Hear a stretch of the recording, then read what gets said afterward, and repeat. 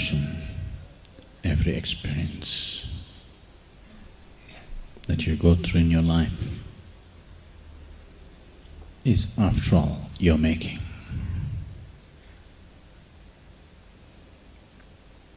If only you could be conscious that anyway it is your making.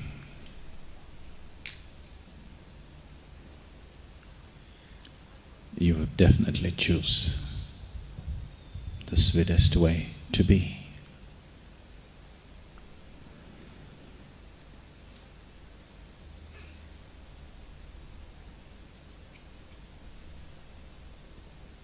Devotion is not only the sweetest way to be, it is also the highest form of intelligence.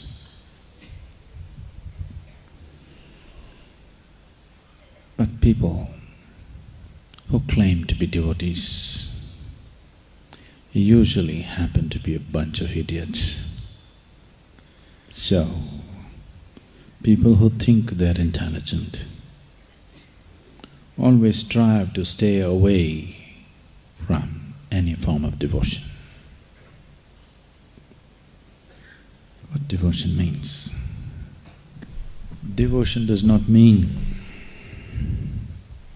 going to the temple, mosque or church and doing a particular form of ritual.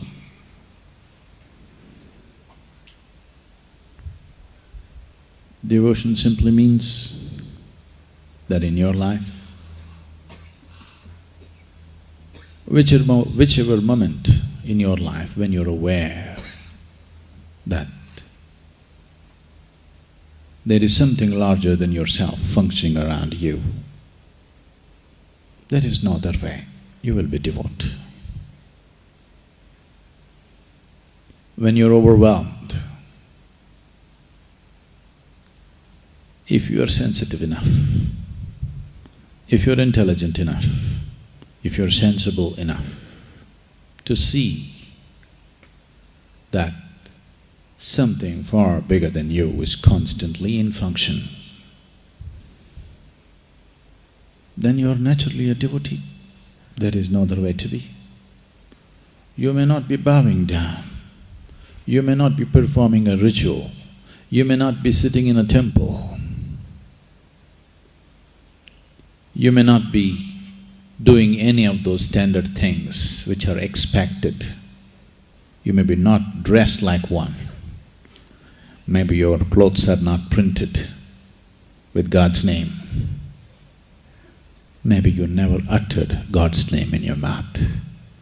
But if you're aware, if you're conscious that something far larger than you is in function right now, you are naturally a devotee. There is no other way to be. When you're obsessed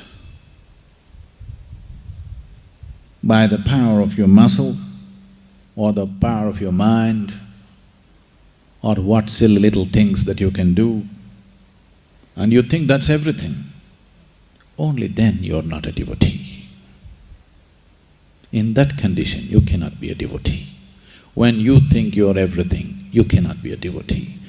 When you see the reality of life, that you are just a small happening here, and something far larger than you is always in function, if you're aware of this, if this is a living reality for you, you're always a devotee.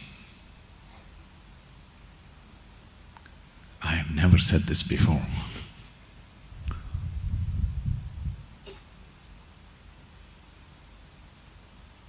I hesitate to say this because the word will spread and spoil my reputation that I am a devotee. Oh, come on, Sadhguru, you are a devotee, you're arrogant.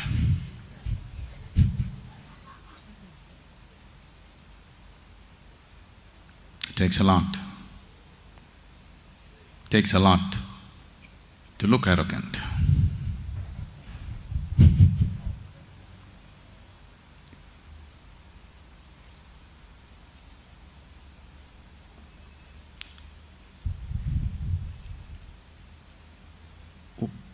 What kind of devotee are you?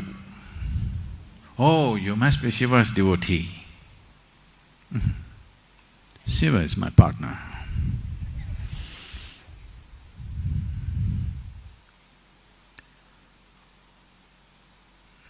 This will be very hard for you to digest.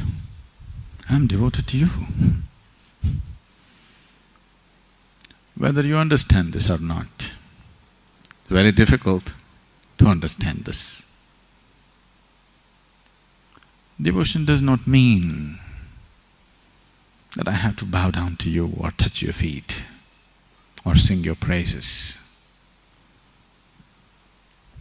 In every way, I live for you, that's devotion. I took this very birth to make this happen for you, and that's devotion.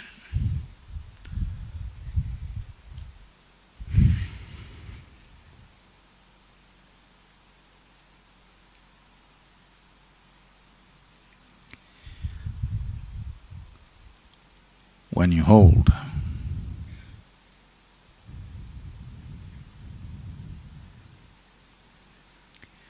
someone's well-being above your own, that's devotion. What a devotee does with absolute ease, many other people do it with great struggle. Just to keep this little fellow aside, what a lot of struggle! What a lot of struggle! Lifetimes of struggle. Standing on your head, holding your breath, crawling on the ground and all kinds of things.